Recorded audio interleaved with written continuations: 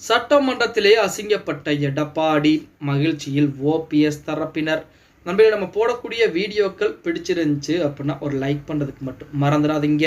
நேற்றைய தினம் தமிழகத்துடைய சட்டமன்ற கூட்டத்தொடர் என்பது கூட்டப்பட்டது. அதில் தனி தீர்மானம் என்பது நிறைவேற்றப்பட்டிருக்கிறது. அந்த தனி தீர்மானம் எதற்கான நிறைவேற்றப்பட்டது அப்படின்னு பார்த்தோம்னா, அரிட்டாம்பட்டியில் டங்ஸ்டன் சுரங்கத்திற்கு எதிராக தீர்மானம் என்பது நிறைவேற்றப்பட்டிருக்கிறது. அப்பொழுது திமுக தலைவர் ஸ்டாலின் அவர்கள் என்ன பேசியிருக்கிறார் அப்படின்னா, மத்திய அரசுக்கு நாங்கள் கடிதம் எழுதியிருக்கிறோம், அதற்கு மத்திய அரசு பதில் கடிதங்கள் இன்ன வரைக்கும் எதுவும் கொடுக்கல அப்படிங்கிற மாதிரி வார்த்தையை சொல்லியிருக்கிறார்.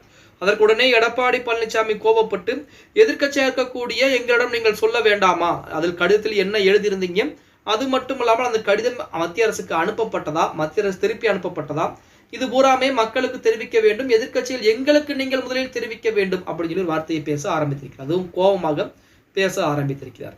அப்பொழுது சபாநாயகர் அப்பா அவர்கள் பார்த்தீங்க அப்படின்னா, சட்டமன்றத்திலே கோபப்பட்டு பேசக்கூடாது அப்படின்னு சொல்லி முதல் வார்னிங்கை கொடுத்திருக்கிறார்.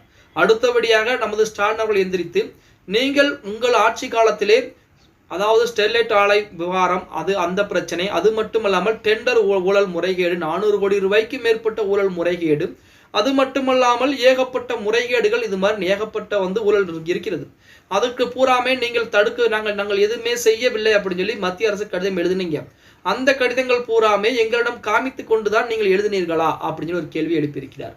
அதற்கு எடப்பாடி பழனிசாமி எதையும் பேசாமல் அமர்ந்து விட்டதாக செய்திகள் என்பது வெளியாகி கொண்டிருக்கிறது.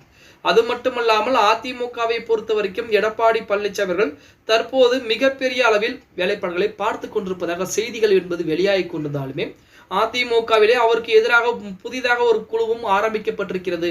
அதிமுக அமைச்சரவையிலே, அதாவது முன்னாள் அமைச்சர்கள் இருக்கக்கூடிய அந்த இடங்களிலே எடப்பாடி பழனிசாமிக்கு எதிராகவும் ஓபிஎஸ், அதே போல சசிகலா அம்மையார் உள்ளே வர வேண்டும், அப்படி வந்தால் மட்டும்தான் அதிமுக கண்டிப்பாக ஜெயிக்கும், 2026 சட்டமன்ற தேர்தலில் மிகப்பெரிய ஒரு வெற்றி வாய்ப்பை பதிவு செய்யும் அப்படின்னு சொல்லி தற்போது எடப்பாடி பழனிசாமிக்கு எதிராக பேச்சுவார்த்தை என்பது நடந்து கொண்டிருக்கிறது.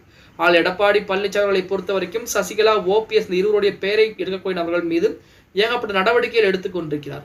அப்படி நடவடிக்கை எடுக்கக்கூடிய ஒரு சூழ்நிலையிலே மிக விரைவாகவே ஓபிஎஸ், அதுவும் அடுத்த வருடம் பிப்ரவரி மாத இறுதிக்குள்ளாகவே ஓபிஎஸ் அதிமுகவுக்குள்ளே வரப்போகிறார் அப்படிங்கிற செய்திகள் எல்லாம் வெளியாகி கொண்டேதான் இருக்கிறது. பொறுத்திருந்து பார்க்கலாம். ஓகே गाइस, வீடியோ பிடிச்சிருந்தா மறக்காம ஒரு லைக் பண்ணி விட்டுருங்க. அப்படி இந்த வீடியோ ஃப்ரெண்ட்ஸ் அண்ட் ஃபேமிலிக்கும் ஒரு ஷேர் பண்ண மறந்துடாதீங்க.